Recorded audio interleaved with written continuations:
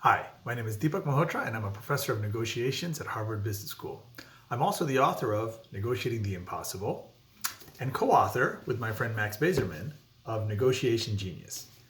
In this series of videos, I'm talking about the topic of negotiation. And in each video, I talk about one key insight, an approach, a tactic, a principle that will hopefully help you as you navigate your own deals and disputes.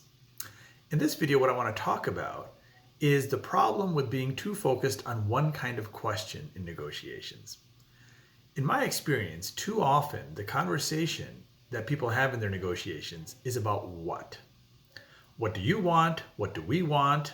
And that back and forth often is not ideal. Because what ends up happening is people are stuck talking about their demands and their positions. Here are the things that I want, here are the things that you want, and often it's hard to reconcile things where we want very different outcomes. There are three questions that don't get enough attention: why, how, and when. When you shift the conversation from what to why, you're digging deeper. You're going past what people want to try to understand why they want these things. In a separate video, I talked about the difference between negotiating positions and negotiating interests. That's the difference between negotiating what and negotiating why.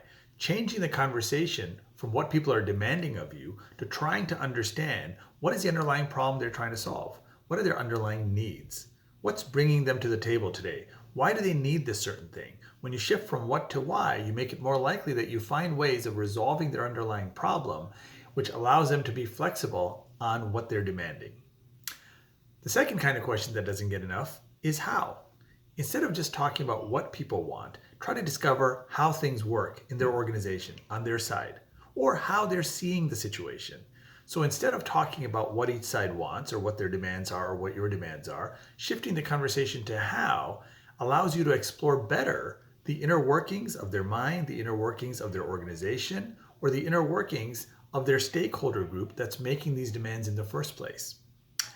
Finally, shifting the conversation from what to when. Too often, certain things are not possible in the here and now, but they might be possible in the future. They might be possible under different conditions.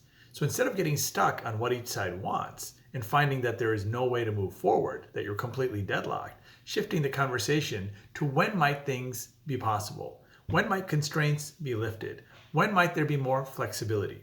When might other parties be more accommodating to allow this negotiation to move forward? Can be a way of having a more fruitful conversation.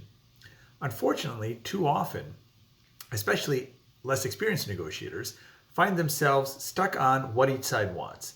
When you also start to explore the why, the how, and the when, it's much more likely that you're going to find a way forward that gets you to a deal, to an agreement, to an understanding that is of value to both sides. Good luck.